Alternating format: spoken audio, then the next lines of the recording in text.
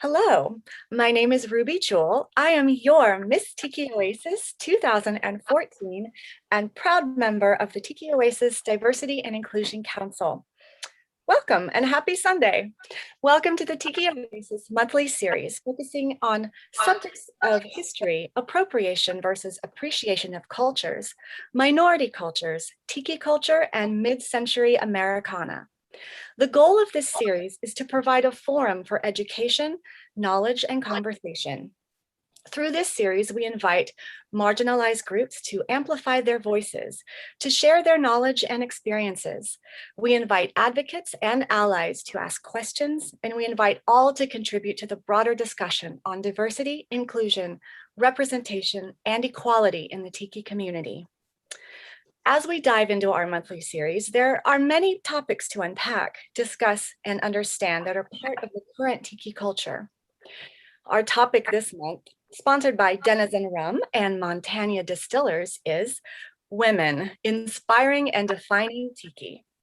Tiki Oasis has invited Shannon Mustipher, author of Tiki, Modern Tropical Cocktails, who has brought together a panel of women who are inspiring and defining Tiki today. Throughout the conversation, please put your questions in the chat or Q&A section. Also, please note that this talk today is a benefit for Girls Inc. So you can please make your donation at giving.girlsinc.org. Now, to introduce each of our panel members today, please welcome spiritual advisor, cocktail guru, and the author of Tiki, Modern Tropical Cocktails. I'm happy to introduce Shannon Mustipher.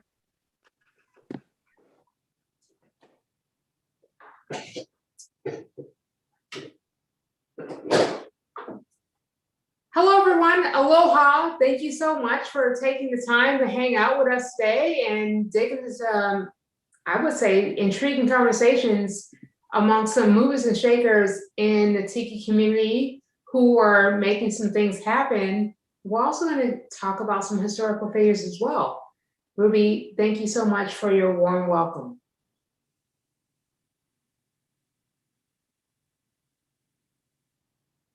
Before I go further, I just want to make sure that the audio is working correctly here, as I'm not hearing anything back. Are we all good? Can I get a thumbs up?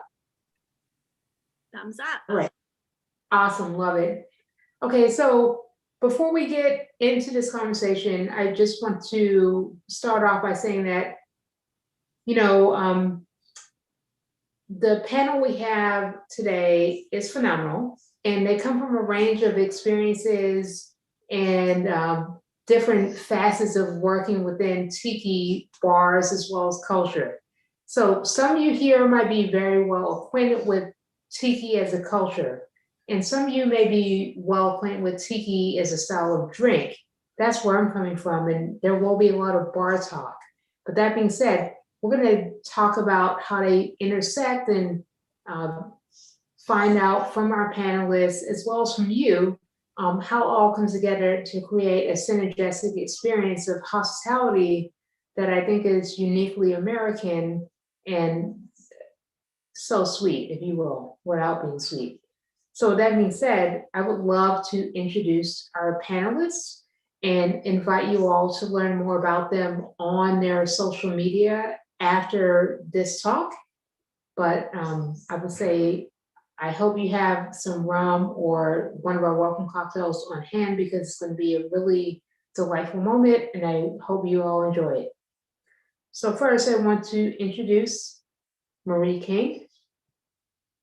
She is the head bartender, proprietor, and Marie, I hope you don't mind if I say the spirit and guru of Tonga Hut.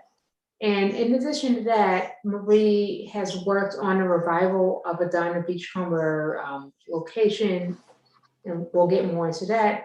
But Marie has really been holding the torch for bringing back the passion for authentic representations of classic Diner Beachcomber as well as Trader Vic cocktails in the California scene, which has inspired and influenced so many bartenders across the country, Marie, thank you so much for being here. Thank you, Shannon. It's a pleasure to be here. Can't wait to talk with all these women about what we do. Right on, I love it. Next, I would love to introduce Jen Akin, who runs a bar at Rumba Seattle and has another bar coming up, and we will learn more about that. So Jen, I'll leave it to you to unpack and unfold that, but you are a wonderful host and inspiration, and what you're doing right now in the midst of a pandemic and unusual situation, I think is a really good indicator of what we as women are capable of. Jen, thank you for being here. Thank you so much. I'm so excited to be here. Some of all these women are just like inspirations, have been for me for a long time, and a lot of you have been in this industry longer than I have, and I've just looked up to you for a really long time. So I'm really excited to talk with everyone today. So I mean, Jen, you're like an OG in my book. I can't as a novice. So please say I look at Marie and I'm like, oh my gosh, I'm talking to Marie King. That's just my age. My age is showing. I call it experience, but let's. Thank you. Next, I would love to introduce Erin Behrenhausen, who has done some unsung work in the realm of Tiki culture and history. And we'll give some spoilers towards the end, but she's given a lot to this conversation in regards to things that we don't talk about around women in Tiki, and she has some spoilers towards the end. She's hailing from Colorado, and I'm so excited to hear her insight on the contributions that women like Sonny have given to bringing hospitality to life within the Tiki space. Erin, thank you for being here. I am absolutely thrilled to be here. It's such an honor. I'm excited to talk to everyone. I think this is a conversation that A is exciting, and B should have happened a while ago. So I'm really glad that we're going to be shedding some light on all the amazing women in the Tiki world, both past and present. So really glad to be here. That being said, Erin, so grateful for your work up until this point. Thank you. We're going to unpack it. Next, I would like to introduce Ying Adamson, who is running Strong Water Anaheim in Southern California. And the reason why I was so excited to bring Ying in is that her restaurant is largely helmed and managed by women, and have also managed to really make the best of our current situation in the pandemic, which I don't want to spend too much time talking about, but hey, let's, bring that out. It's not easy to make it work in these times. Ying, welcome. Thank you so much for having me on. I'm excited to be here with all these ladies, and definitely, Erin, I agree. This is an overdue topic for us to talk about. So I'm thrilled to be a part of it. Last but not least, Michelle Perez, founder of Ladies Who Tiki, based in LA. I've had the privilege of being graced by the, presence of your Hollywood lanai, and spend some time there making drinks. Michelle, how are you doing tonight? I'm good. How are you guys? I'm so excited to be here with everyone. So I got to say that, Michelle, you and I met rather organically via Instagram, as a lot of us have, and we met in New York at the Polynesian. This like maybe 2 years before the lockdown, and we're still going strong. We've met in San Diego, we've met in San Francisco, we've been up and down the coast. So that to me is proof that Tiki is stronger than water. Yes, friendship that you shared and Tiki last forever. Love it. Okay, so before we get into you guys' personal histories, I do want to give some thanks and shout outs to our sponsors tonight. Our welcome drink is a Parasol, which is a banana and pineapple daiquiri based on Denizen rum. You saw it on your invite. It's Denizen, pineapple, banana liqueur, or banana syrup, depending on what your flavor is, and a little bit of lime. So everyone here, cheers.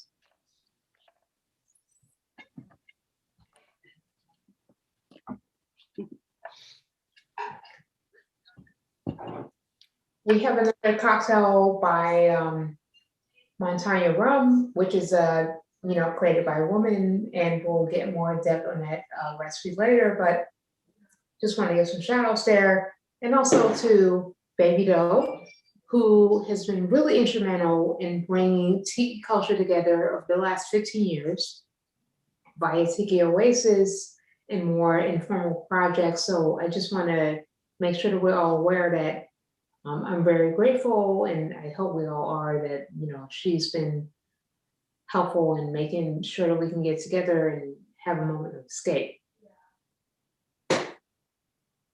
So before we really get into it, I would love it if each of you would talk to us about what drew you to tiki or tropical cocktail culture in the first place, right? And I have to preface it by saying that bars tend to be male dominated, but I think that the group we have here do not really pay too much attention to that. What were you looking to give when you got into the tiki space? Marie, if you don't mind, I would love to start with you.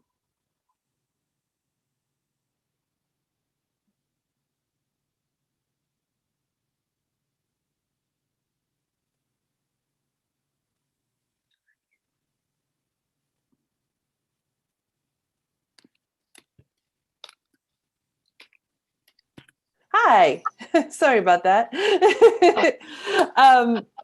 We got into the scene together, my partner and I, my husband, through music.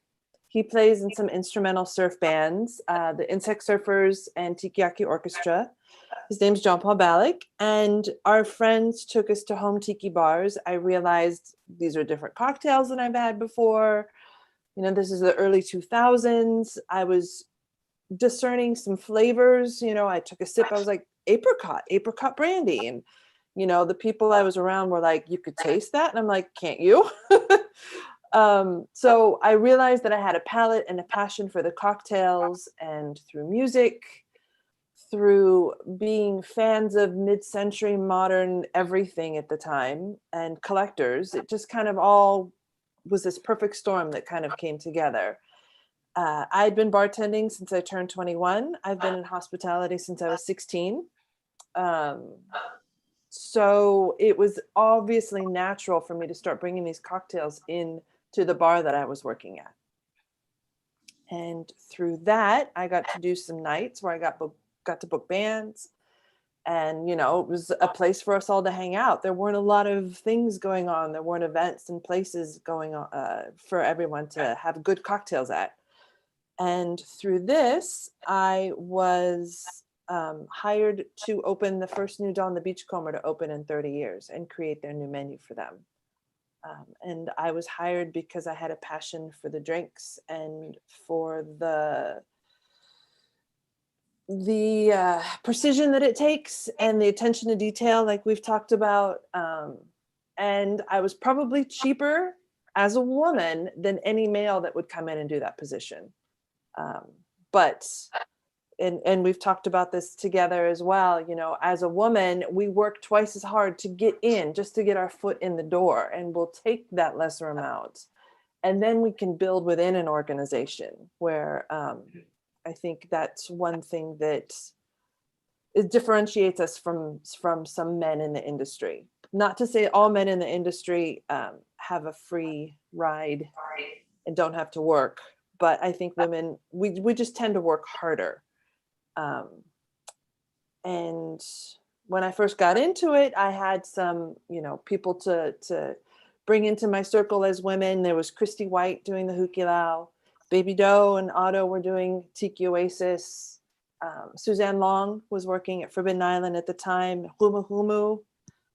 But there weren't a lot of us out there. And it isn't upon reflection. It isn't until now that I can reflect upon it that I'm realizing how few of us were out there in the mid-odds doing it,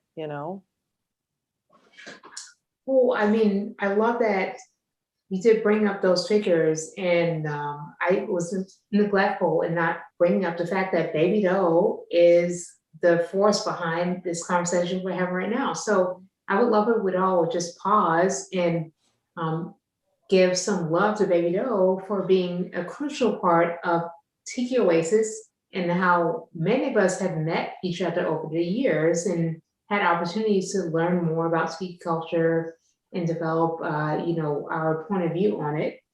But we're gonna go back into like, why have women been overlooked? Marie, thank you for sharing with us how you got into it, but we're gonna circle back a little bit. Just want to keep it juicy. Baby Doe is the organizer of Tiki Oasis, the woman behind the scenes, working with Otto, and they have been organizing festivals for well over 2 decades. A lot of us here on this stream right now probably would not have met each other without Baby Doe and Otto being involved, as well as other people who have come via music, have come via art, selling mugs, contributing in all kinds of ways. So I think it's really important to recognize that as we will uncover, women have been doing a lot of things via organizing, via creating, be it cocktails, concepts, cultural gatherings, that women are really driving Tiki in a way that we don't talk about. And so we'll dig more into that. Marie, I'm looking forward to your fire later in the conversation, because I know you'll stay on this topic.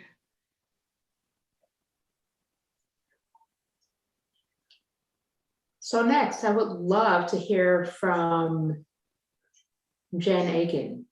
I know that you have been working with a bar that is called Rumba, and you're working on the concept. And there was a little bit of questioning around like how you would frame that concept to make it authentic to the mission of what you want to convey to your guests. How do you get there? Well, I mean, my journey with Tiki has been really interesting and honestly not very long. I first experienced Tiki through Rumba, which is not actually a Tiki bar in any way. We are a traditional Caribbean rum bar. We have stirred rum drinks. We try to get people on the rum train. That's our goal. But, a lot of times rum is solely pigeonholed into the Tiki category. So as a result, we offered a Tiki night every Wednesday. And that was really my first experience with Tiki, was kind of what I like to call like a Tiki pop-up in a Caribbean rum bar. So not true authentic Tiki, but done the best that we can. The drinks were always really fun. What I had really admired about it was how many people would come to the bar only on Tiki night because they just loved the theatrics around it and the beauty of the drinks. And, I had always been like, don't over garnish your drinks. Not every drink needs a garnish. And now I'm like, flower, mint, parasol, pineapple, all of it. Like, just put it on there, throw it on there. It needs to be that way. It has purpose, I promise. And then what's interesting is I actually moved away to Southern Oregon to this little tiny boutique hotel bar. And to drum up some business, I was like, I came from Rumba. I know tropical drinks. I'll do a Tiki night. And it was like very simple, like palm fronds on the tables, just like 5 traditional Tiki cocktails.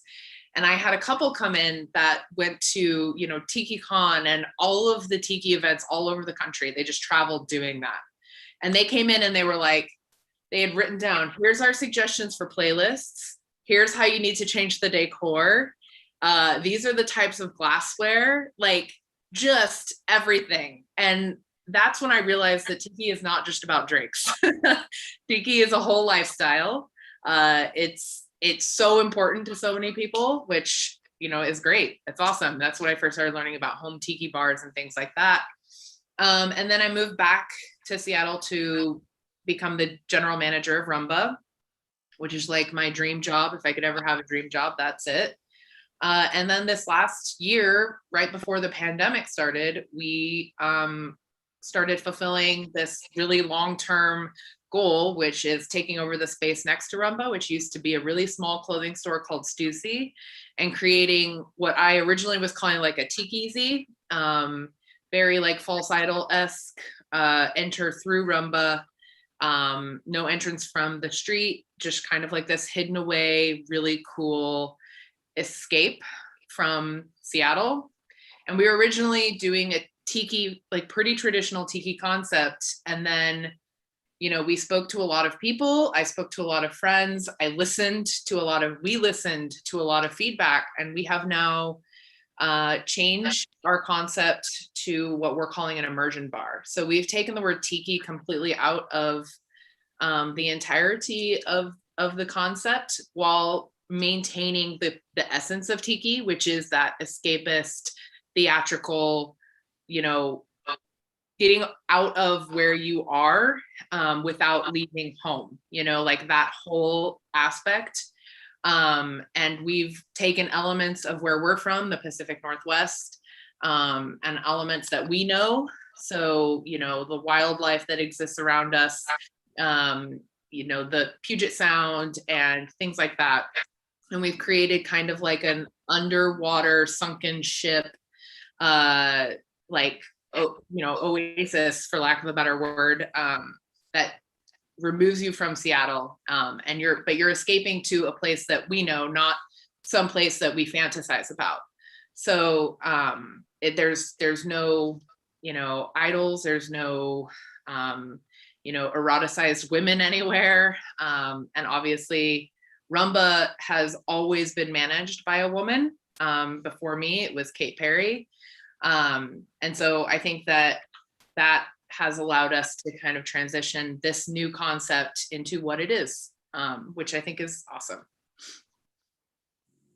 Well, I'm really excited to hear about that trajectory and the new developments, and want to learn more as we move forward.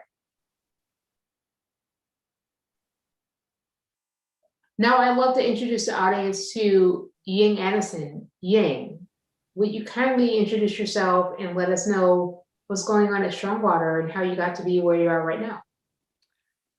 Oh gosh, thank you, Shannon. I started hospitality, I think like most people, at a young age, to get through college, to pay the bills.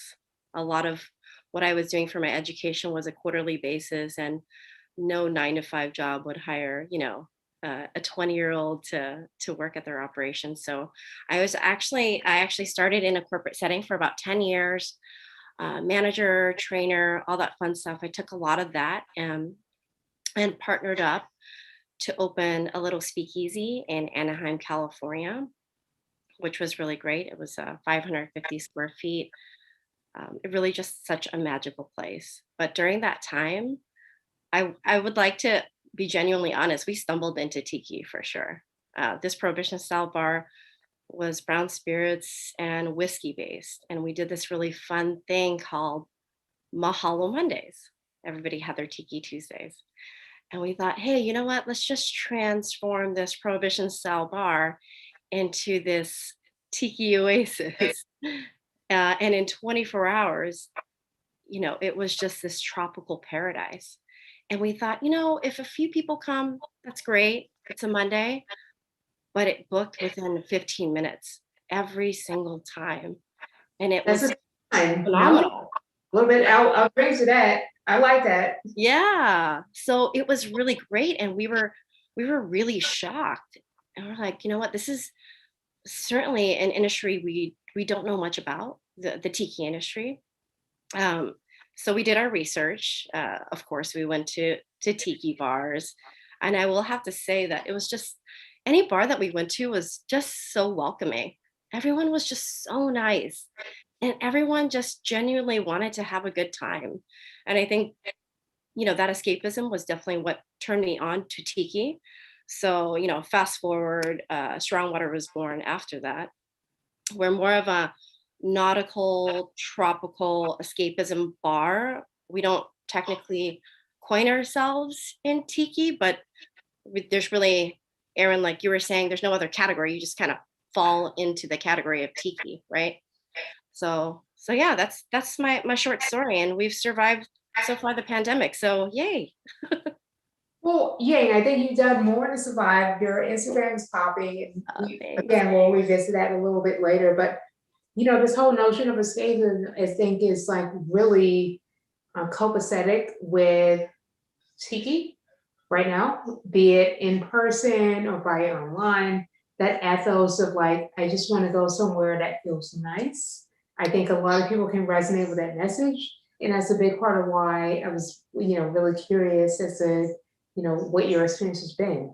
But we got to move on to the other guests. Thanks, Shannon. I'll circle back a little bit. Thank you. Michelle Perez, all right, talk to us. How did you get into this idea of Tiki as something you want to do for work? I mean, for me, I grew up in Southern California. Excuse me. And so going to Disneyland, the Enchanted Tiki Room always kind of captivated me a little bit. And growing up and being a teenager, I was always into like mid-century poly pop. And it wasn't until I was in my early 20s, I was able to go to tiki bars and actually drink and kind of experience the cocktails that you would see at like Trader Vic's or whatever. Like when you go as a kid, you can't enjoy the scorpion bowls or the other fruity, pretty things. So yeah, I think that's where it kind of started, was Disneyland, obviously, and then being into vintage and mid-century modern. And I was raised by my grandparents, so I grew up going to car shows.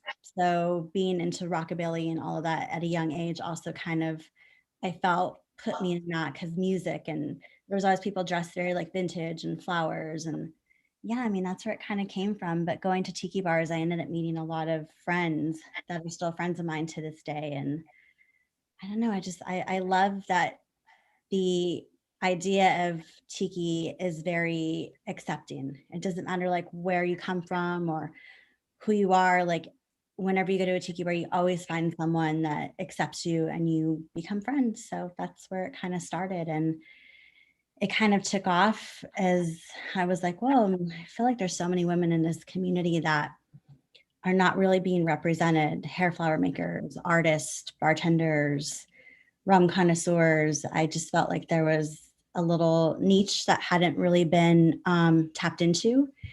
And that's where, Ladies Who Tiki came from. I mean, it really started as a hashtag on my own personal Instagram for a couple of years until I was like, oh, I should just really do something with this and see where it goes. So that's where it kind of started. Well, again, we will unpack those insights later on. And Michelle, it's really great to have you here. Yeah, I'm excited to be here. Loving it. All right. So, Erin, we spoke yesterday, and you're going to be kind of talking a little bit about more historical stuff, but can you help us learn more about you and how you got involved in Tiki and what draw you to it and what your work in the community currently consists of? Yeah, absolutely. So I came into Tiki in a similar way that Marie did. It was through music. So initially I was really into lounge music. It was like the early 90s. All of a sudden, like everyone's listening to lounge, space age bachelor pad music. And I started listening to that. And while I was really into that, I found exotica music. So once I found the exotica music, that kind of just opened a door, and I was like, where do I listen to this music? Why does this music exist? And once I had visuals in front of me matching with the music, I was like, whoa, this is amazing. So, and I really have the Sven Kirsten Tiki book to thank for that, for the visuals, because that came out around that same time, and I was able to match the visuals with the music, and I was a goner. I was like, I'm totally in. So that, and in addition to just like nostalgia, like when I was a little girl, I used to go on road trips with my family to California, and we would go to like tiki themed parks. Like Lion Country Safari was a place that we went to when I was a little girl. We also went to Valley High. We went to Trader Vic's. So, but when you're little, you're not really getting the full grasp of that whole environment. You're just kind of like, this is really cool. But then, everything came full circle when I was an adult, and I was like, wow, there's like a whole culture to this, and there's amazing drinks that go with this too. So that's how I came into it.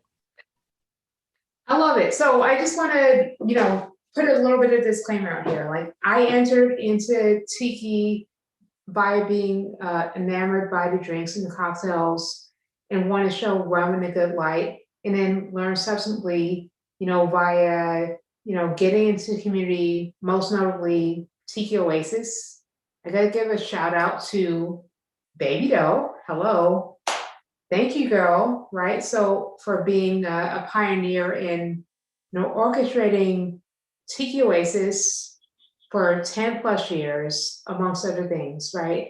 In addition to putting this event together. So I just want to put it out there that I don't know who's all watching right now or how you got into Tiki, but it's not just drinks. That's the way I got to know it.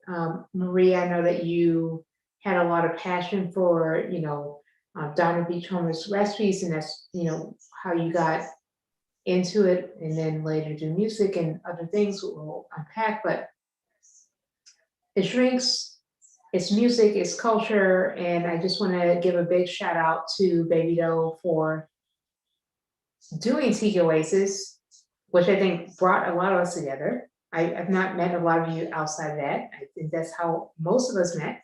So just gotta put that out there. But yeah, it's very comprehensive. And again, I'm just, the thing about it is that there's so many ways that people come together that other subcultures don't really seem to have right now. So I'm just really grateful to be a part of this community, even though I feel like drinks is just a little bit of it, and here I am. Okay, so now that we have all more or less kind of like introduced ourselves to our panelists, I would love to, get a little bit into the history and the legacy of women in Tiki, right? So I'm going to be asking some questions of you, Erin, around what you knew about or what you've discovered around historical figures running Tiki bars, and we'll build it out from there. So Yeah, absolutely. So when I thought to myself, we hear so much about all the men on the Beachcomber, even like, Martin Denny, Les Baxter, the entertainers. I just thought there has to be women in there somewhere.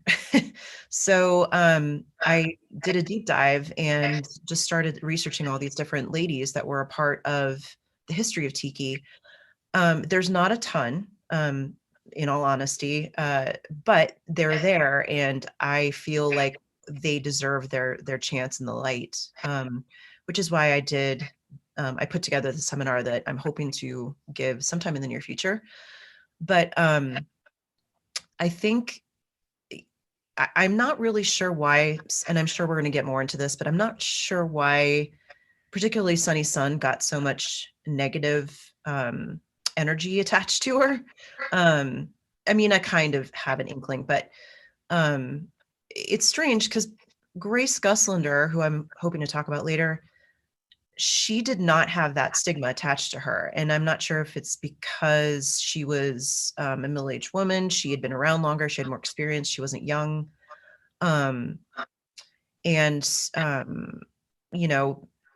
Maybe it just had to do with her age. Maybe it had to do with her, just her personality and people really loving her, and her like really having one-on-one time with a lot of people. So that might have worked in her favor in that respect. But yeah, it's unfortunate that we don't hear more about the women. So that's what really inspired me to do this.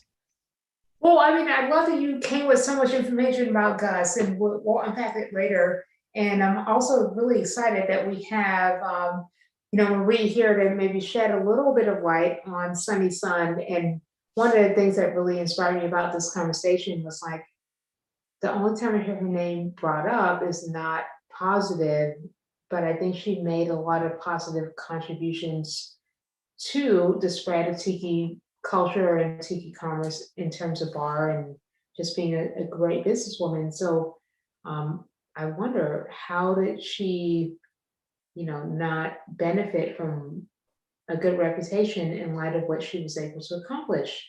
So Marie, if you don't mind, I would love to ask you to shed some light based on your experience working with a newer iteration of Dawn the Beachcomber, and what you learned about Sonny's reputation and what was lacking there in terms of the narrative and what we can learn from that. Yeah, she was never mentioned. She wasn't part of the equation at all. It was all about the men in the organization. And I think that might be why Sonny is, when she is mentioned, she gets a bad reputation, because we want to focus on the front man. We want to focus on Dawn. We don't want to think about what it took behind the scenes to make the organization work. She never stole anything. She bought her shares. She became a member of the organization, and she ran the back of house, which, if you look at a lot of these places, Ying, you run the back of house, right? I might be up front making the drinks, but I still do payroll. I run the back of house. And that's how it was at Dawn the Beachcomber as well. They hired me to come up with the menu, but in the back, I still had to do the ordering, train the staff, squeeze the juice, make the syrups. Here's the thing, though, was that expected of you already? It wasn't even asked, probably, right? It was, you're going to create the menu, you're going to do this, you're going to do that, but you're also going to do all these other things. Yep. I was hired as a manager, but I got in there because I was a bartender and I understood the history of these drinks. So like Sonny, she was in the back. She didn't need the accolades. She didn't need to be in the front. Dawn did. I mean, that was his person. As a person, I genuinely believe that's what drove him, was the accolades and the attention. He would have been fine having just the Hollywood location. He would have been fine just being that showman and, making it rain outside and keeping people inside drinking. Yeah. She was the one who saw the bigger picture. She decided to branch out. She opened Chicago. She did all of this when he was at war, when he was out of town. He didn't want it. He didn't like it. And I genuinely believe that without her, and without her contribution, without her spreading the brand across the country, we wouldn't be talking about the brand today. Marie, I totally agree with you, because I just have to come in really quickly and just say that, before I was talking about you being on this panel, I did not realize that you were involved in, intimately the way you are with this, bar concept. So shame on me, but would you mind shedding some light for viewers who are not familiar with who Sonny's son is? Yes. And the role she played within Dawn the Beachcomber and why she is controversial. Right. So she was a Midwest school teacher who came out to LA to be an actress, but she saw any business opportunity she was jumping on. And she worked, I think she worked at the counter of like a department store and borrowed money in order to buy shares in Dawn the Beachcomber when it first opened in the small location across the street, because she saw the potential. She saw the potential. She was the one who encouraged Dawn to open the larger location on McCadden across the street from the original location. She was the one who decided to expand the food menu. She was the one who brought in the gift shop. Dawn was super happy having someone else make those decisions, because he could be the front man, and he could be in the back designing the drinks with with his Filipino bartenders.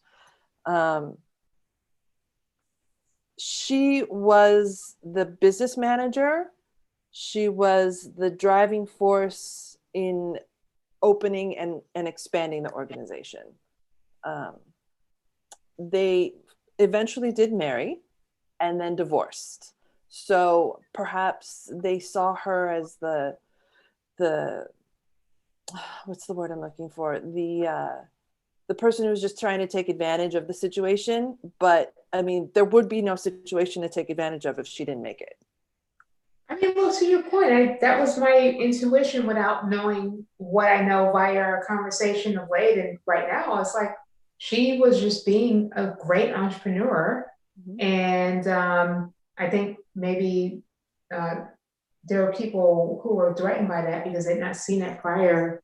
Yeah, well, in the 30s, women weren't entrepreneurs, you know, Right. they just didn't do it. And if they did do it, they didn't take any credit for it. They sat back and let their husbands take the name or get the credit. And in a way, you know, women are still in that position. I mean, obviously, Jen, you know, you've got the face of Rumba, which is amazing. You know, Ladies Who Tiki, they have a name now. It's not just because you are so-and-so's wife or you are so-and-so's customer. You know, Ying, you're so blessed to have a partner that you guys worked together. You know, I mean, we all have to think of where Sonny was in the 30s and where we are today in the 2020s, because I mean, it's an absolute different world, but we still have to fight to get that position. I think when I first started doing research on Sonny, like one of the first things I noticed was the things that describe Sonny are long legs, big boobs, beautiful, Blonde. like Blonde. all these things. And you're like, oh, she's just his wife. It's not the first thing that you hear, which is she's an incredible businesswoman. She made smart choices. She built the business. And I think that, you know, obviously it's not like that as much now, but there is still definitely an aspect of sexualization of women where that seems to be more important than what we have to offer as far as like our abilities to, you know, run events, build bars, create cocktails. I mean, I have so many stories about being told that as a woman, I don't have the palate. As a woman, I don't have the multitasking skills. As a woman, I don't have the strength. All of these things. I was told I couldn't bartend because I couldn't lift kegs. And I'm like, please, I will lift a keg for you. Like, it's fine. I'm bigger than my male manager. Get out of my way. Yeah, I mean, it's such and you know, it's present everywhere, but it's really present in Tiki. And I think, you know, women have always just been part of the decor, especially women of color. And it's time that we are more than just decor, you know, we have way more to offer than our bodies. So that's the whole gist of this conversation, right? To recognize that we as women have served as the inspiration, as the leitmotif, as the reason why guys want to be transported to paradise. But then when we get behind the scenes in the nitty-gritty, who's making it happen? And I find it really interesting that Sonny's son was making a lot of things happen, but when she's mentioned in the literature or in the vernacular, she's kind of painted as the one who sold a business. And I'm like, no, she's the one that grew the business. And so that's the reason why I have us all here today to talk about where's this misconception coming from that on one hand, women, we can either be used or exploited, but not, you know, acknowledged as contributors or innovators or more than that. That's what I'm really trying to get down to, if that makes any sense. Well, Shannon, you and I had a conversation the other night of how we thought if Sonny was a man and she stole the business as a man, it would be like this great story. Oh, Dawn, and like, because she's a woman, is that why she gets that reputation? What if she was a man as Dawn's partner? Would it still have that same reputation, or would it be something different? I mean, I think there's technically, that it would have been like, oh, he saved or innovated the business. And right? technically, Vic kind of stole the idea from Dawn, and we don't ever disparage Vic for opening and changing Hinky Dinks into Trader Vic's. You know, we applaud it. It's an accomplishment, you know. But Sonny gets like this a war between, you know, it's yeah. well, yeah. It's always like, oh, it's just in good fun. Yeah. Okay, so I agree that Sonny really made things happen. She got a little dragged in the mud, and maybe it's time to ask ourselves, like, you know, if we're maybe being, you know, subject to similar disparaging comments, or maybe just not getting our due. Like, maybe we can't rectify what happened with Sonny, but can we just be aware of, like, or we're not getting what we deserve? I would say that even now, I'm sure Sonny at that time in the 30s and 40s had a really difficult time doing what she did and getting any respect for it. And I will be honest, I have a really hard time. I work with my husband, which is great. We collaborate very well together. But when people find out that I'm an owner, it's almost like, what? You own it? Hostility or surprise, or what is it? Say that one more time. Is it like resistance, or is it just like, I don't get it? I think it comes from a lot of different directions. It's that automatic expectation of, you think a male would head up this concept, right? That they would come up with ideas. The fact that a woman collaborated and worked with and got this concept going is a little baffling to some people, you know? So we were in construction, and Robert and I were chiseling the floor to do some cool water effect. And there's this couple that always walks around the restaurant and waiting for the restaurant to open. And we've met them a couple times, and they walk in. I didn't hear them because we were chiseling. Robert went to go grab lunch for us, and they walked in and they said, "Where's the owner?" And I said, "Oh, I'm one of the owners. Can I help you? Like, is there anything you have any questions? You know, we hope to be open soon." And they're like, "Where's the real owner?" And so, you know, it's one of those things I just have to take back, not take offense to it, and say, you know what, well, he's going to be back later. But those things I shouldn't really have to explain to people. But, you know, you are working with the mass public, so you have to be as hospitable as possible. But that's still an ongoing thing, to be a woman entrepreneur, to be a woman owner. And a lot of people just don't expect it. Like, even our social media, they're like, "Oh yeah, Robert's so creative. He does all the social media. He does such a good job." And he's very talented, but in no way does he run the social media at all. I do. And so when people hear that, they're like, "What?" And I don't understand why it's like such a big surprise. So that's definitely one of the reasons why I'm really happy to be on this today, to discuss all the difficulties and also the great things about being part of this this industry as a woman.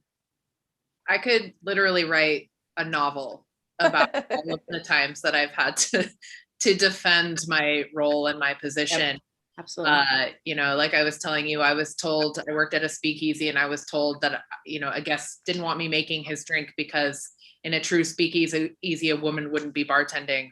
That was literally said to me while working in a room full of guests with his girlfriend sitting next to him. I've had my bar back asked if, you know, after spending 10 minutes explaining rum to guests, you know, I've had my bar back, they asked my bar back if he's the owner, my 23-year-old bar back. "Are you the owner?" "No, the woman who literally just gave you the rundown on 750 different rums is the GM. Like, she's the one you want to talk to." You know, I've had to have conversations with bar managers working under me, you know, like, please direct brand people to me. Like, because they're mistaking you for the general manager, it doesn't mean that you can't please direct the attention back to me, because that's who I am, you know, like and, you know, then you come across as too sensitive, or, you know, it's just not a big deal, don't worry about it. And it's frustrating, and it's those tiny little things that you experience almost every day, every shift, that a lot of people just don't realize that we're up against, and why we do get so frustrated. And I think it's the reason why women in these communities, you know, why we are so close and building each other up so much, because we know what it's like. We experience it all the time. So. I mean, Yeah, I've had people come in and say, she'll have the girly drink, a Mai Tai maybe, and I want a real man drink, a Jack and Coke. But you have to look at him and go, you know, that Mai Tai has more booze in it than your Jack and Coke, right?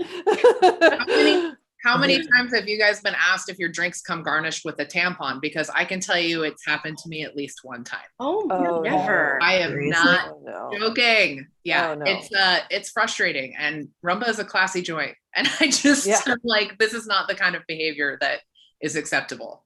One of the last days before we closed down, someone asked the male bartender to suggest a rum for them. And he's like, "Well, she's the rum expert. Why don't you ask her?" And I said, "Well, what do you like?" And he looked and made eye contact with the male bartender and said, "I like this, this, and this."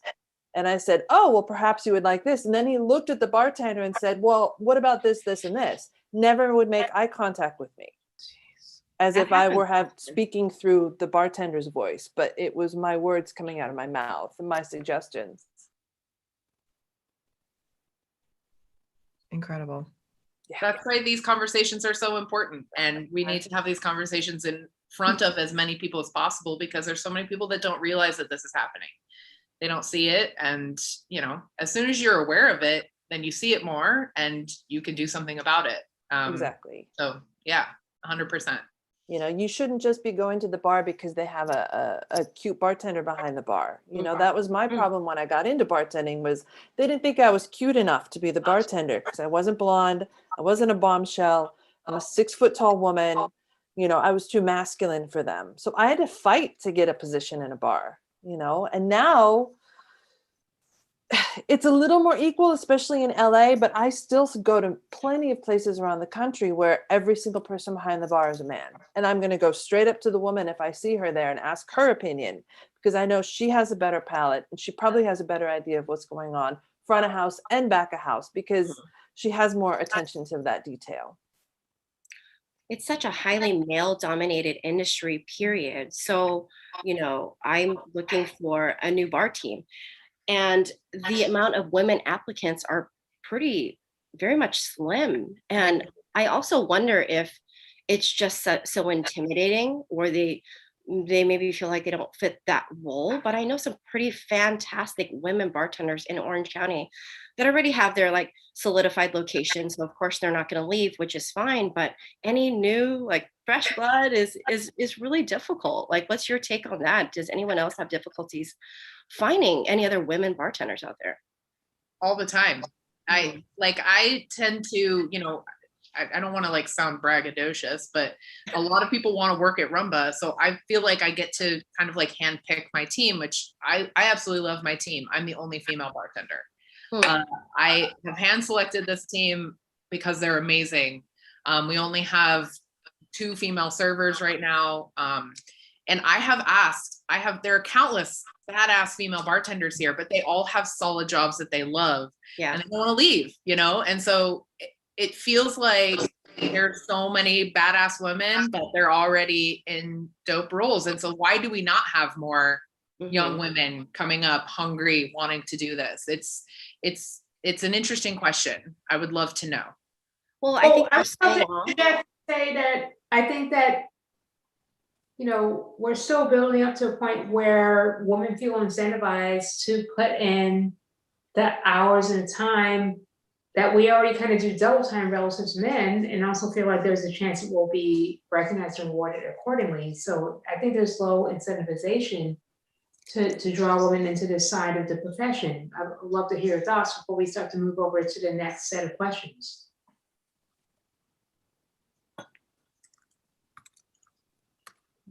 As a woman working in the bar field, do you feel like you were going to have a good chance of, you know, becoming a manager and owner, or did it feel like a little far-fetched? You're just in it, but skin in the game?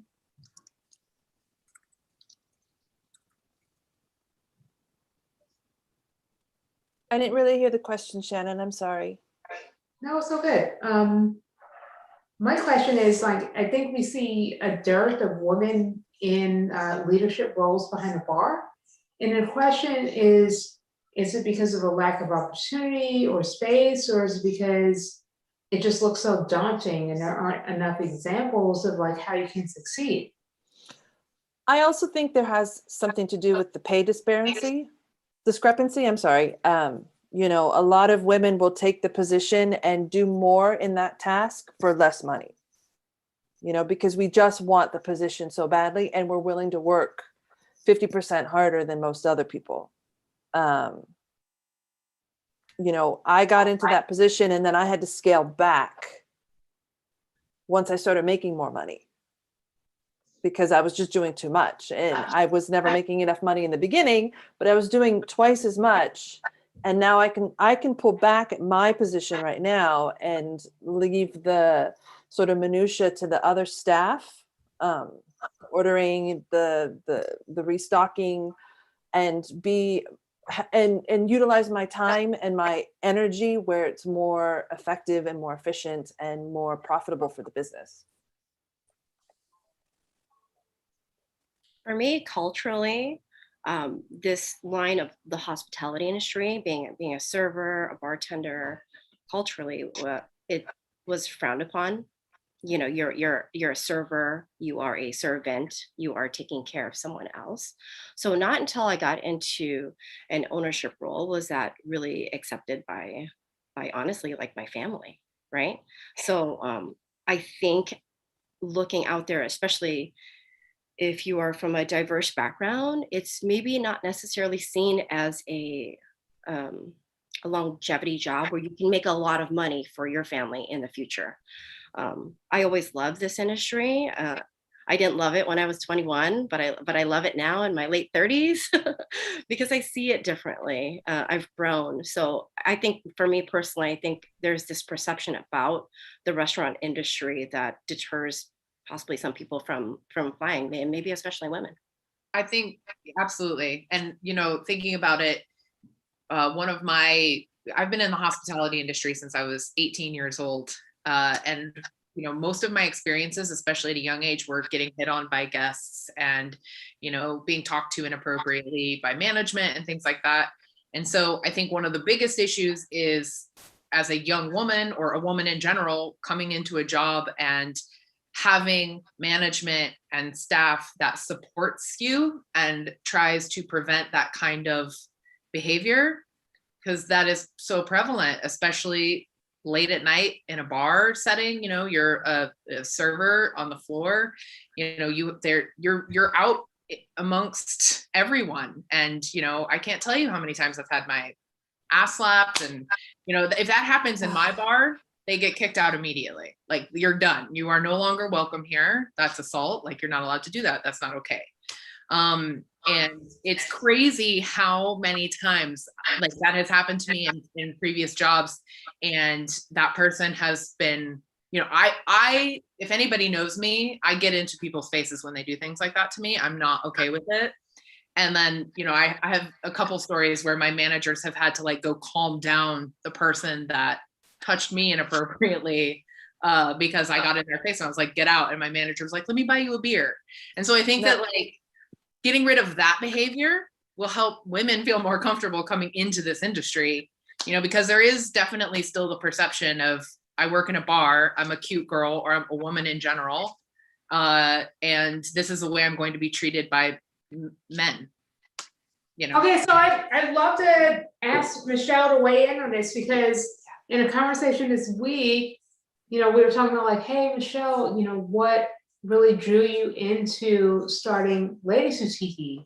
What did you see that was lacking in the experience of like woman experience tropical and tiki cocktail culture? What do you want to offer? And I think you touched upon this idea that you could create a space for women to gather that didn't feel like it was going to be impacted by what you just talked about, Jen. Yeah, I mean, I want to talk in regards to what Jen said, is that I've gone to many bars in my early 20s, late 20s. I'm 37 now. And yeah, I've gone to regular bars where, you know, I'm wearing, and I have big boobs, you know, it's going to be there. And I've had men try to touch me.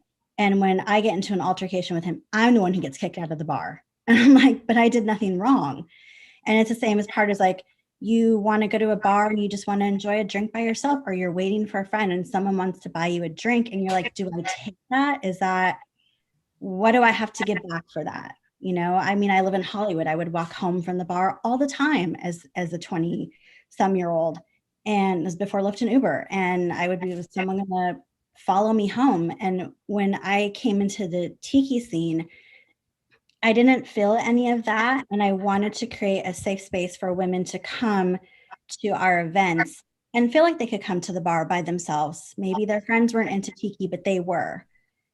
And I wanted it to be safe for them to come and hang out and meet like-minded friends and not feel like they were going to get their drink spiked or be followed home.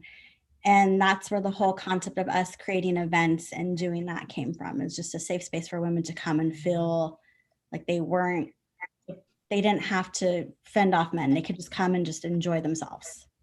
Michelle, I have a question. Have you noticed, being one of my regulars, which thank you, I love you guys, and I love having the women, Ladies Who Tiki, come in and having your events.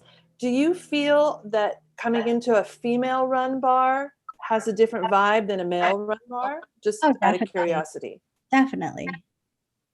I've been to a few male run bars where I feel like if something were to happen, they would end up taking the male's, side instead of yours. And I feel like as a women run bar, I've been to a few and I don't feel that. And not that I'm saying it's like that's all men run bars are like that, but Right. just coming from my experience, it's been that way, yes.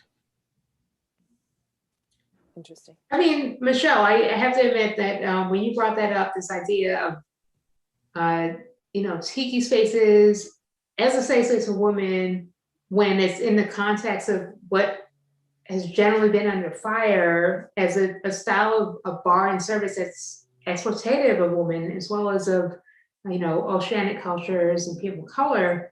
Now I would love to get everyone's thoughts on, okay, so if we're women and ladies who work within the tiki space, we're focused on preservation of that culture as well as hospitality towards all that want to experience, the good drinks, the good vibes.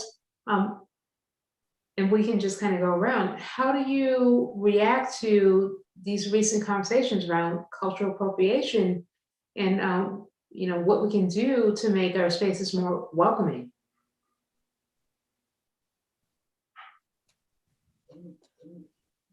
I know Jen can speak to this because they're doing this in their new bar, but I also want to remind everyone that what we see as tiki culture today or tiki style today didn't start with the words tiki in it. I can't speak to the misogyny that was around in the 30s because that was in every bar. But Exotic, were they not?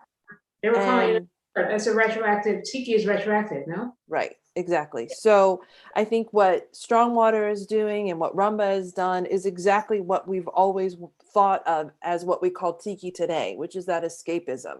There doesn't, if you want to be a vintage tiki bar, you should have a tiki in it. But that doesn't mean that bars that don't serve rum cocktails and rum rhapsodies don't follow in that historical realm. Music and glassware and garnishes, that's all part of it, but that's part of it. The tiki part of it is not the whole of it, is what I'm trying to say. The cultural appropriation. Yeah. One thing that really stuck with me, and I think it was Humu Humu that said this, was the greatest garnish for your tiki drink is the room. Yeah. Which to me is that explains it right there. It doesn't have to have all of those elements that, the tikis, which we specifically did not want to have. But just the whole element of how you experience the experience of it. It should be an experience. It shouldn't just be walking into a bar. It's walking in and, one of the things I said when building out this new space is I'm so happy that I get to be there for every step of it, but I'm so sad that I don't get to have that first moment that I walk in and see it completely done. Because, the first tiki bar I ever went to, which was Smuggler's Cove, and then walking into Three Dots in the Dash, Tonga Hut, False Idol, Lost Lake, walking into all these bars, you just have like this moment of like, oh my God, this is so cool. Like, this is amazing. And then when the drinks get sent to your table and it's a full sensory experience. So that's what we wanted to focus on. And for me, as a white person, I can't know what it's like to feel that way about a bar or anything when you walk in and you just feel uncomfortable because you're being sexualized, eroticized, appropriated, any of those things. What I can do is I can listen and try to understand and grow from that and do my best to, create a safe space for everybody that's welcoming for everybody. People who love traditional tiki, the younger generation that's like into this, the new stuff, this new interesting stuff, the people that, don't want to walk in and feel like their culture is being appropriated. So that's what we have aimed to do, is just create like a beautiful, amazing space that is great for everyone. So I have a home bar in my basement, as I'm sure most of us do. This is something that I've been struggling with, like, especially the past year. I have a lot of tikis in here. I also have a giant naked woman behind my bar. Um, it's hard for me. I really go back and forth on it. I definitely think there are levels. I think there are some things that are just so blatantly inappropriate. Um, but there's also levels with people too. I mean, there's a gentleman who's in our circle of friends who's Native Hawaiian, and he's been to my tiki parties and he's never felt uncomfortable, has never said anything. Maybe he's holding back, I'm not sure, but he's definitely like had a good time here and participated. So it's hard to account for everyone. There's going to be some people that are going to be like, this really offends me. And then there's going to be other people who are like, why isn't this here? This is part of the experience that I want. And this brings it all together. So I think you're right, Jen. I think you have to listen, and I think you kind of have to be nimble and kind of go with what feels right, with people's reactions and, how history changes. Absolutely. And I think, somebody asked in the Q&A, and I think you bringing up that you have a giant naked woman in your bar is a great way to answer this question. I don't know if you guys saw it, but she asked how we feel about the sexualization and pinup aspect of Tiki. For me, like, I think this is a question in Tiki, but I think it's also a big question in the world in general and what women are dealing with. And I think that is, as soon as we're seen for more than just our bodies, we should be able to express our sexuality and who we are and everything in whatever way we want, whether that's dressing up in pinup, whether that's posing nude, whatever we want to do. If we want to have a giant naked woman in our bar, to us as women, we are respecting that naked body. It's a different thing for us. I think as soon as we're seen for more than just those aspects, and have a little bit more of like an equal ground, then that's going to be way more acceptable, obviously. But right now it's hard because that body is so sexualized. Like I said, women should be able to do whatever they want with their bodies. If a woman wants to be a tiki pinup, then she should absolutely be a tiki pinup. That's not the problem. The problem But is she should want to do that. She exactly shouldn't want to feel that she has to do that. Exactly. Or told by her partner that she should be more like that, Yes. And it should be not what defines a woman in Tiki or a woman in the world in general. We all have our roles in this that point. I'm sorry to overtalk, Marie, but the point is, we have served as a catalyst for why Tiki culture became so compelling in an initial place. When you look back at like Gaugin and narratives like Mutiny and Bounty, this whole idea of like the Tahitian babe and like going to a far off place, and woman and being sexualized has been like integral to that. But at the same time, when we look at the nuts and bolts of what we have done as women, we're talking about, Sonny's son, Grace Buscher, which I would love Erin to kind of close out with talking about it. It's like we've given so much to it. There's a lot of reasons why women make Tiki what it is. And if we want to be sexy, that's great. But to your point, we don't have to just be sexy. We're entrepreneurs, we're creators, we're, holding the torch, so to speak. I think a really good comparison is, women and men in this culture have gotten a lot more equality, I think, in the Tiki scene. We give men, take for instance, the kaftan strut, all the women dressing in their kaftans, and we love that. Well, all of a sudden the guys wanted their own. They got the cabana strut, but nobody's going to walk up to the bar and order the drink from the male bartender. They're going to know that the female bartender has got just as good a drinks. I think because women like us in this room right here in this talk have shown that you don't have to differentiate because of our sex. We are what we are and we do what we do. I'm certainly never going to be the pinup. But, if I wanted to be, I don't think anybody would discourage me from doing that. But at the same time, if a man wants to make a drink, I'm not going to say you can't do that either.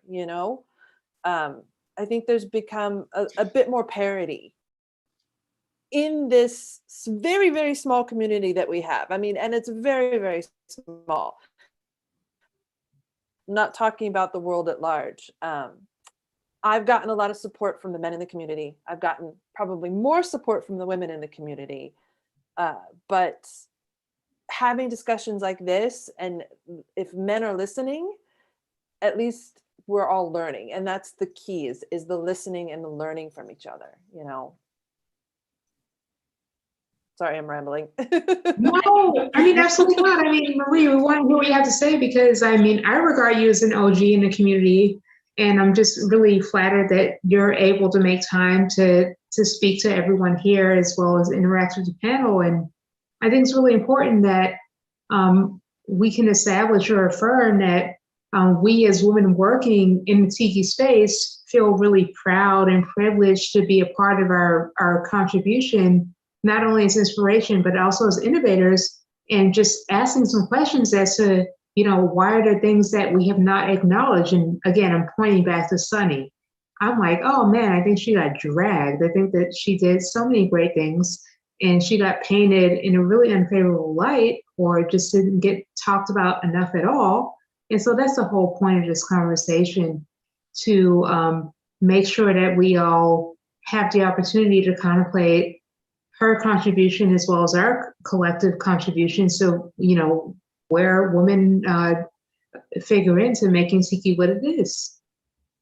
And I think the topic about Grace is super interesting. And one of the reasons that maybe she didn't get overlooked was because she didn't have a man in her life to overlook her.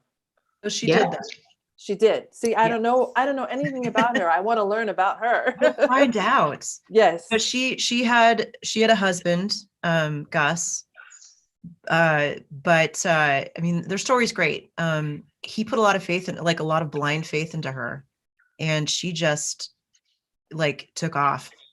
So she did have a man, but really in their relationship, he was the supportive role. He was the behind the scenes guy. She was the one making all the calls. She was the one making the decisions, getting the expansions up, meeting with local elders. She's great. Do you think, Erin, that has something to do, especially the dichotomy between Grace and Sonny, has something to do with the men in their lives? Like a man that is a showboater for front man, desperate for, not desperate for, but wanting the spotlight. You can say desperate. You can say thirsty if you need to. Versus a man who truly supports his wife and, is fine with kind of being that supportive role. Because in the reading that I was doing, like I said earlier, Sonny was described as the wife, the hot, the this and that. Grace is described as this incredible woman that was awesome at hospitality. Everyone came to Cocoa Palms because of her hospitality, and she created that. And and then it was kind of and she was also married. This is how she got started. She was married to Gus, and he was the manager, and all of that. And I think that is such a wonderful portrayal, but also such a crazy difference in the description of two women that were doing very similar things. For sure. Yeah. I mean, I think it has a lot to do with control. I don't think that Gus was interested in controlling it at all. I think he was just I want to make some money. Here's a plot of land in Kauai that has a lot of potential. I'm going to hire someone that'll really bring this to life. And that's when he found Grace. I feel like Don, on the other hand, wanted that control. He really wanted to control the image of Don the Beachcomber. He really wanted to, I mean, this is just my own opinion, but I kind of feel like he was just he really was a beach bum. I feel like he just wanted to have his little bar and to be the front man and just that's it. That's as far as his ambition went. But Sonny was way more ambitious. So if I understand your read on it, Erin, it sounds like he was I want to reap the fruits of this labor, of this image. I don't really want to put too much sweat equity into it, but I want to be known for it. Is that an accurate assessment? I think so. Yeah. I mean, yeah. I don't want to put down what he did, because what he did was amazing, but I just feel like he had limits to his vision, whereas Sonny didn't. Sure. And with that, I know that we're, running over time, but, oh, my bad, y'all. I do have a few questions that I want to ask that do relate to what I would call the special flavor or sauce that women such as you on the panel and in general bring to bar operations and the tiki in particular, right? So the thing about tiki is that it's an immersive experience. There's a lot of details that go to it, as true for any cocktail bar. But do you think that there's anything about women that make us particularly suited to creating these environments that are compelling and have longevity and, replicability from a business standpoint?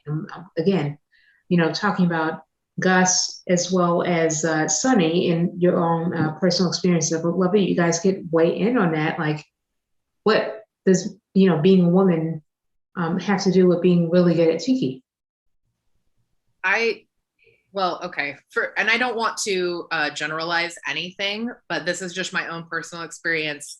Tiki is so much about aesthetic that I think women pay more attention and care more just because of like how we're raised. We're meant to care about things like fashion and makeup and hair and all of these things. And there's so much aesthetic that goes into being like what society says a woman should be, that when it comes to tiki and everything being so much about appearance and aesthetic and the general experience, I notice it when I'm creating new garnishes for new cocktails and I'm like training my bartenders on how to do those garnishes. And they're like, so you cut it like this? And I'm like, no, you do not cut it like that. I need it like this. It looks the same. And I'm like, no, it does not. Like, it needs to look like this. And like, I'll go to crazy extents where I'll take photos of all of the new drinks and I'll post them in our little group chat and whatever. And, take the photos and post them in the back and be like, this is what they need to look like. And it always needs to look like this.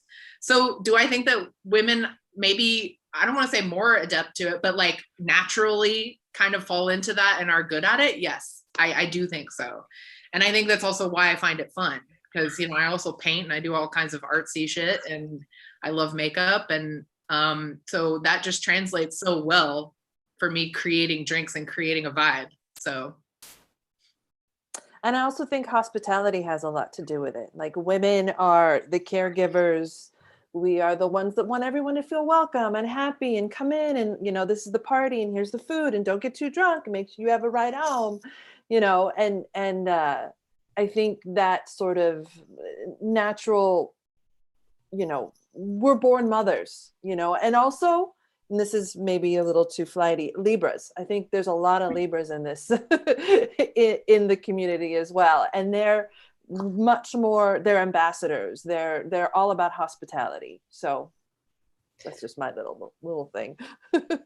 Well, me as a Sagittarius, I'm very all about like fun and groups and social, and I'm also Virgo rising, so I have attention to detail, and I find myself when I'm finding content to put on our Instagram and our social media accounts, well, would that look really good? Or I'm always screenshotting things where I'm like, well, that would be great for this later. And I feel like I also feel like us as women, we're innovators. Like, we're always thinking of new ways to create new concepts, ideas. Like, we're always thinking, we're always creative. And I just feel like that's really awesome for all of us too.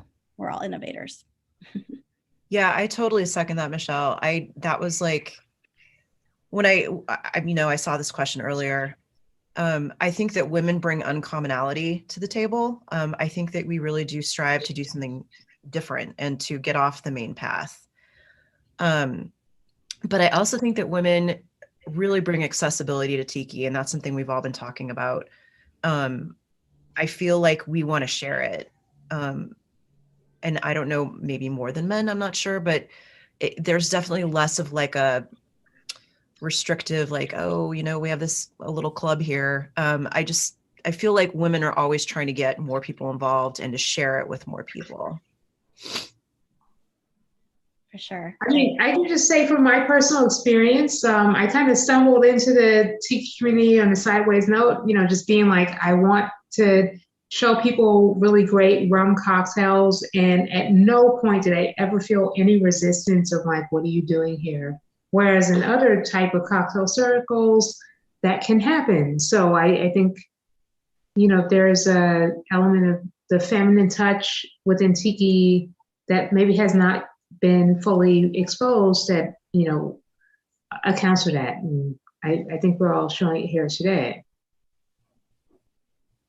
So yeah, we got to wrap it up. I know we got a little bit of Q&A to go on here. I'm really excited that you all have taken the time. Based on everything we talked about here, I would love to hear from each panelist what you learned from today and what you're really excited about in terms of being a woman who works in the Tiki space.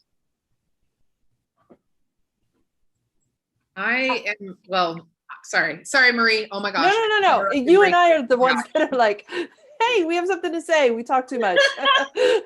I've learned to listen lately. I mean, this whole year has taught me to just sit down and shut up and listen to other people and hear what they're saying, bring it into my workspace to make everyone feel more welcome. That's all. Yeah, I'm excited about going back to work. I'm excited about, the vaccine and people feeling safe again. I'm excited about this new concept. And I'm excited about, this is the third rum panel I've done this month and the second one that's been all women, and they've been the two highest attended that we've done online. And I think that that's really exciting. There's so many people that are excited about listening to women talk about things like this. And that gives me a lot of hope for the future of bars and communities in the hospitality world. So, yeah. Well, Jen, all the best on your new venture. I'm really excited. I can't wait to get back to Seattle and see it. It's called Inside Passage. Everyone come see it. We have a giant tentacled sea creature on the wall, on the ceiling that I helped paint. Going back to Tiki aesthetic, I helped paint the giant 36-foot tentacled sea creature on our ceiling. So.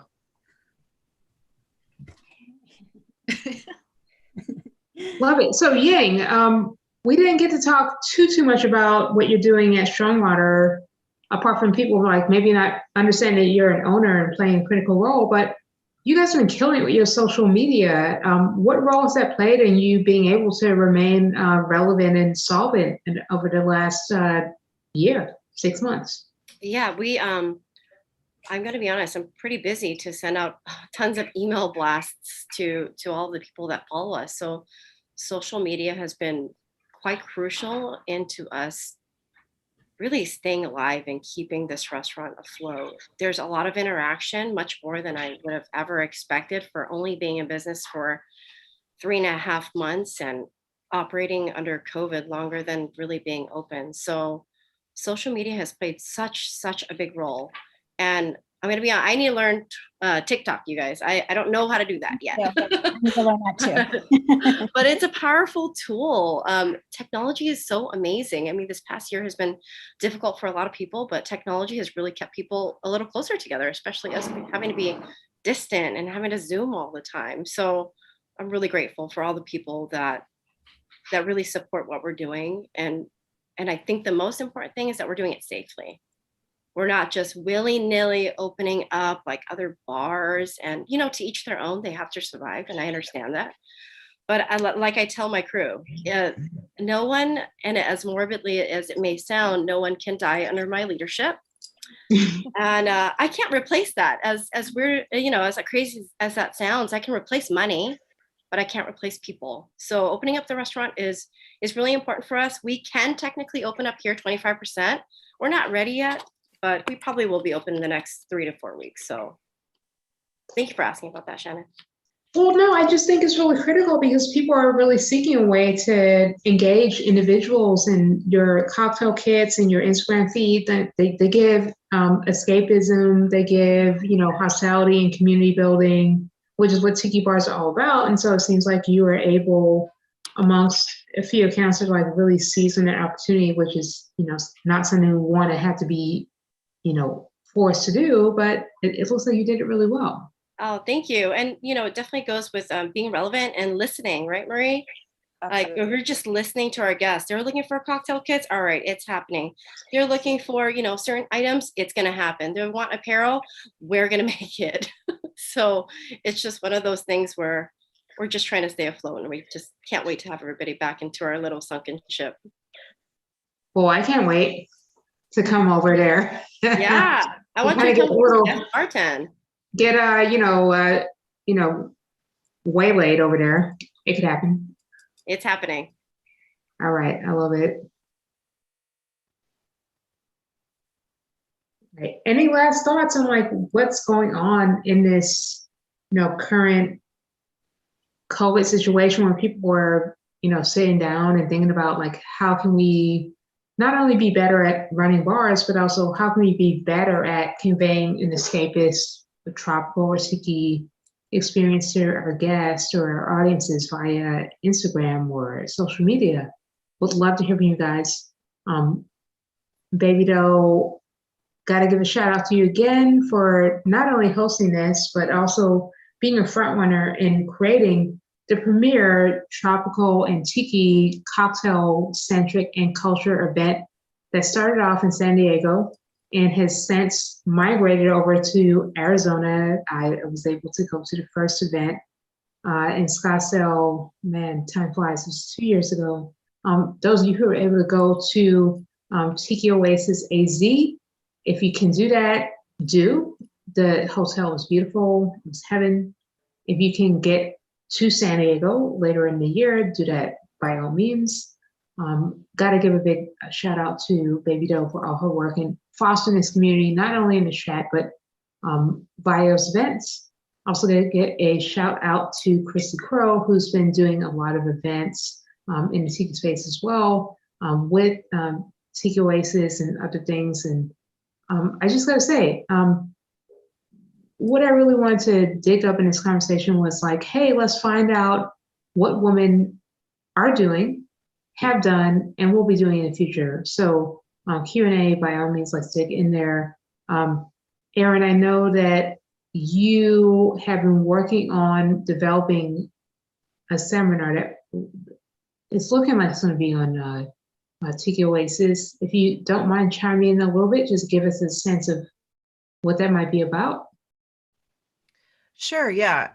Still unsure as to just when I'll be able to give the presentation, but it's called Tiki Femme, the Badass Women of Tiki. And it is strictly, well, not strictly, mainly focused on women of the past, women who weren't really talked about in all the Tiki books. And those women include Sonny Sund, Grace Guslander, Ima Sumac.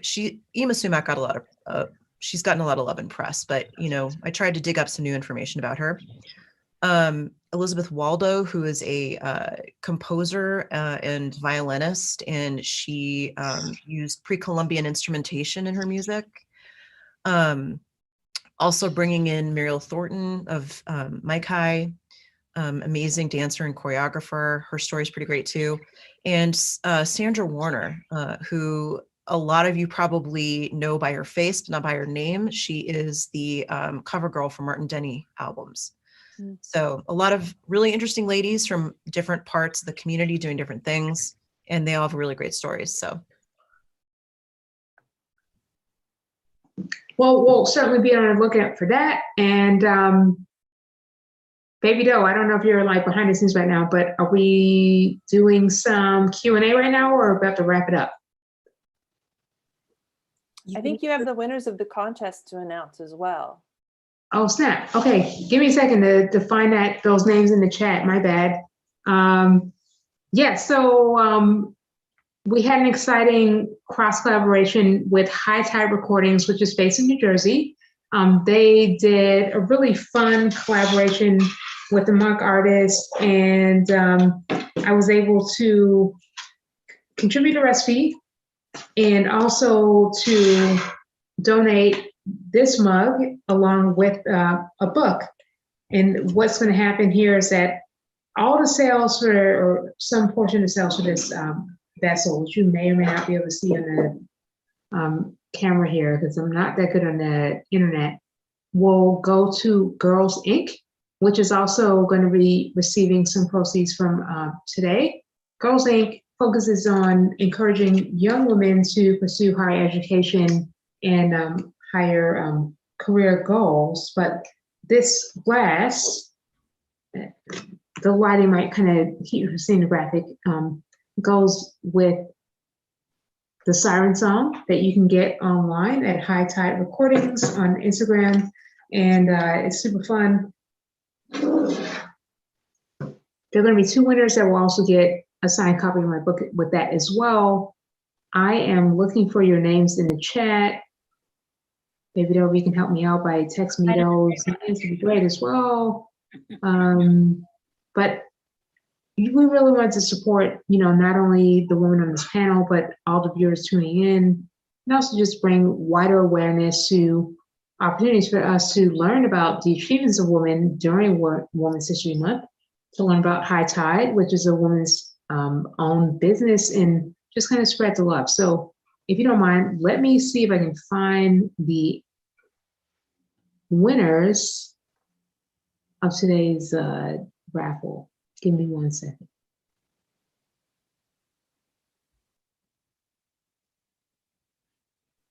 Alrighty, so we have 2 winners who are going to get this glass, this recipe, as well as a personalized copy of my book. We got Trish Tilley and Jacoba Doloff. So I hope you're watching right now. I really appreciate you being a part of this and supporting High Tide, as well as Women's History Month. It's always a pleasure to connect with all of you. And I can't wait to send you a copy of my book. I'm seeing the chat roll in. Yeah, no, this class is amazing. Go to High Tide. They have a lot of great products. Super fun. So I'm really psyched to be a part of this collaboration, as well as being a part of this panel today. So I would love it if you guys would leave more comments and talk about, hey, what do you think about Women in Tiki? Are we just window dressing? Are we making things happen? I think we're making things happen more than anything, but I would love to hear your thoughts.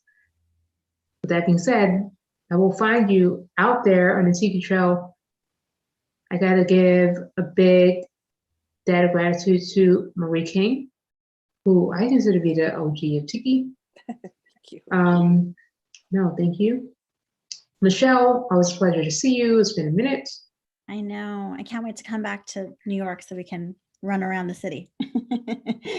We'll do that at some point for sure. Ying, we definitely have to just, hop on a call, but I'm glad that you were able to join us today. It's a pleasure. Erin, again, would love to learn more about your historical research. You're doing it all. Yeah, you bet. Looking forward to your panel. And Jen, you're still rocking out there, and I'm looking forward to seeing your new bar. Same, can't wait to host you. All of you, come see me. Well, I got friends out there in Seattle, so I got to do that. And again, Baby Doe, thank you so much for everything you've done, not only in regards to this panel, but in Tiki Oasis and bringing women together. If there's someone I forgot to thank, shame on me, but I got one last person. Karen Hoskin, thank you so much. Karen is the founder and the producer of Montagna Rum, who is behind one of the cocktails that is in your recipe kit that you can make at home. Karen is one of the first women distillers in the US, Rum Otherwise, B Corp, does a lot of great initiatives that are geared towards sustainability, as well as just giving a new take on what rum can look like. So, please revisit your registration page if you're not already. Find the link to the recipe for the cocktail with Montagna Rum and look at this amazing woman-led business. So that being said, it's 3:30. I think you guys might need to get on other things. But that being said, cheers. I'm gonna pour myself a little bit of this Oro and wish you guys all a wonderful rest of your Sunday afternoon. Hi, thanks, ladies. Cheers, Thank you so everybody. much for having us. All right, Thank you y'all. all. Thank you all so much for joining us today. For those who joined in the conversation today, please do consider a donation directly to Girls Inc., which you can find on Instagram at Girls Inc., GIRLSINC, or you can make your donation directly at giving.girlsinc.org. We hope that you will join us next month on the second Sunday of the month at 11 a.m. Pacific, where we will be talking with the artists of Polynesian pop. If you're interested in joining the Tiki Oasis Diversity and Inclusion Council or have an idea for a future topic in our series, please email us at info@tikioasis.com. Now, if you have time to stick around, I believe Erin may be giving us a little sneak peek of what she is cooking up for. Yes, Tiki. yes. So I described earlier all the ladies that I'm going to be talking about in my seminar. I decided to focus on Grace for the reasons that we've been discussing during this whole thing. I think that she is her story is so great. She's such an unlikely hero. Well, I'm going to let the seminar or the presentation do the talking. So let me go ahead and share that with all of you.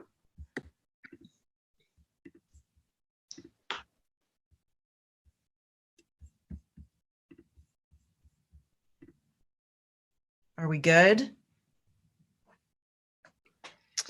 All right, let's dive in. Grace Buscher Guslander, a true Tiki visionary.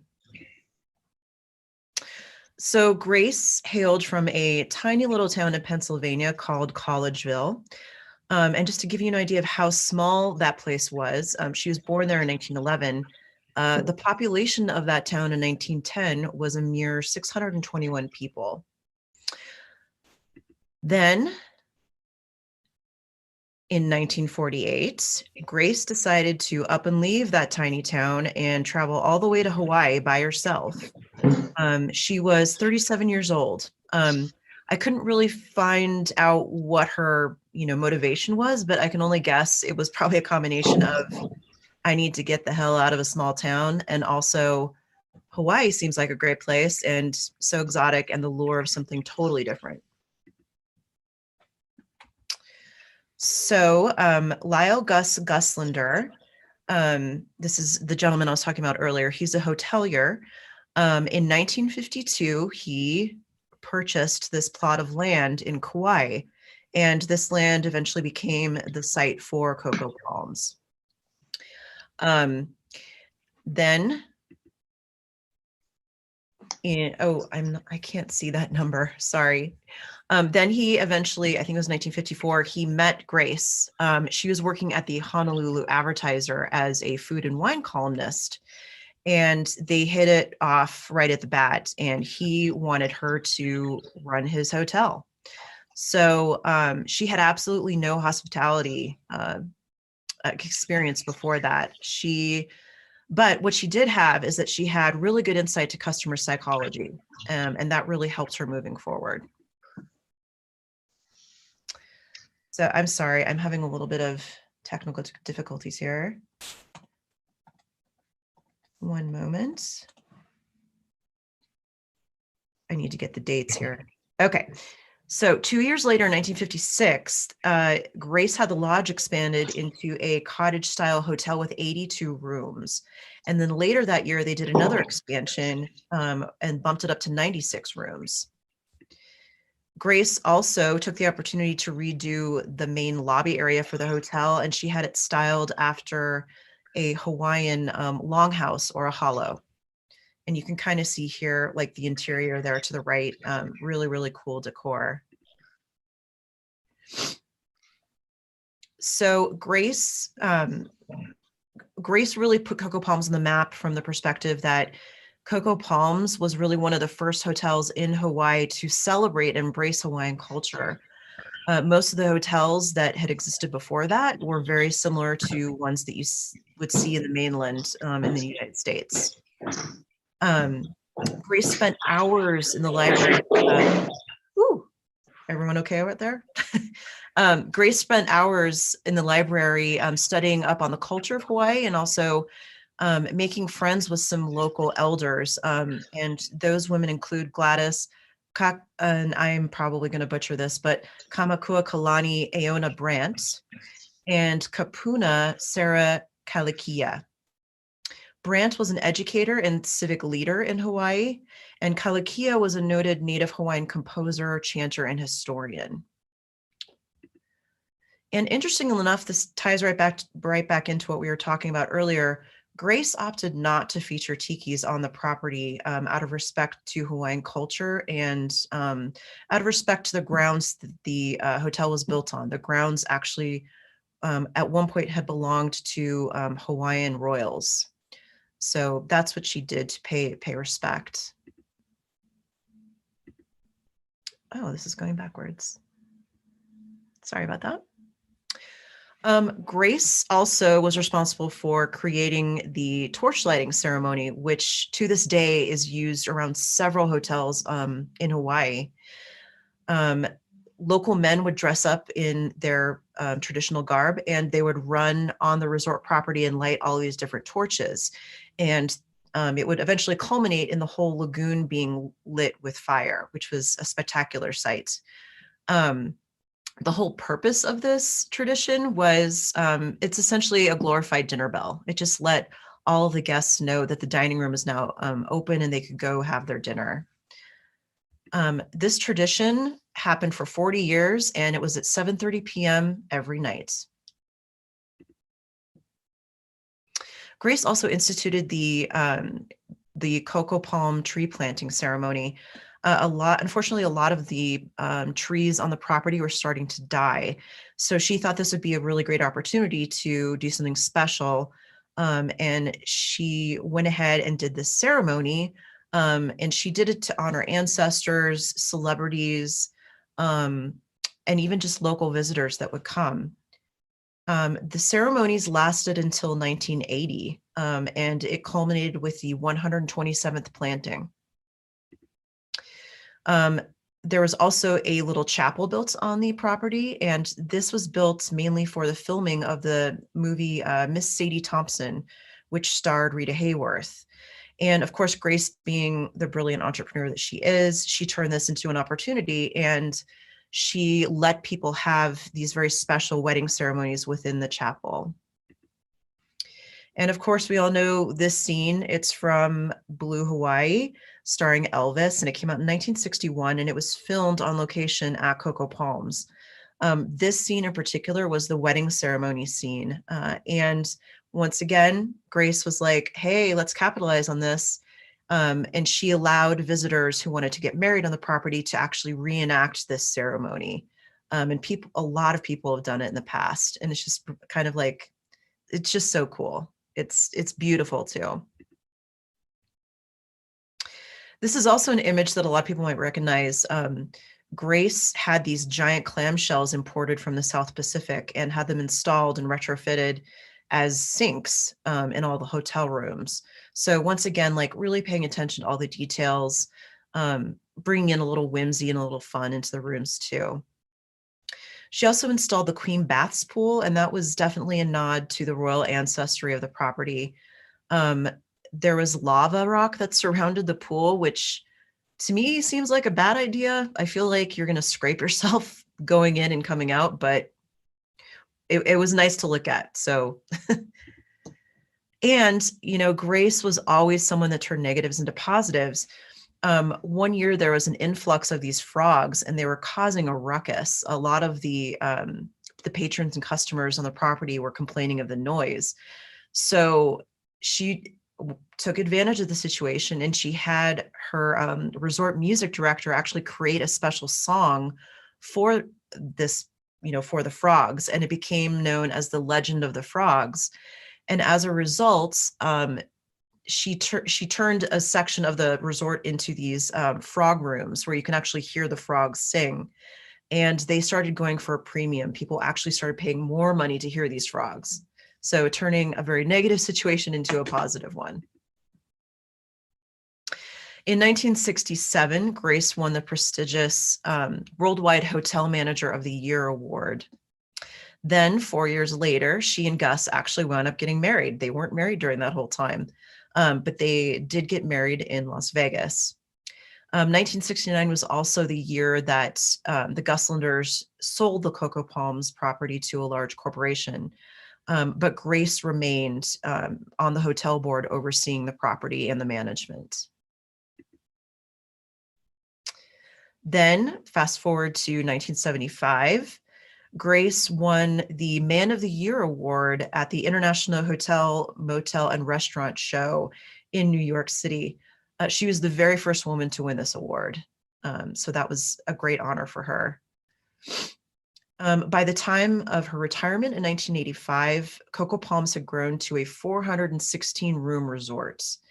And this would not have been possible without the foresight and the vision of Grace. She was the driving force behind Coco Palms for sure.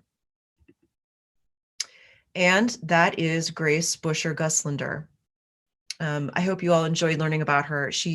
Again, I just feel like she was such a great, unlikely hero, a middle-aged woman making her mark and leaving a small town in the United States and embarking on this huge adventure.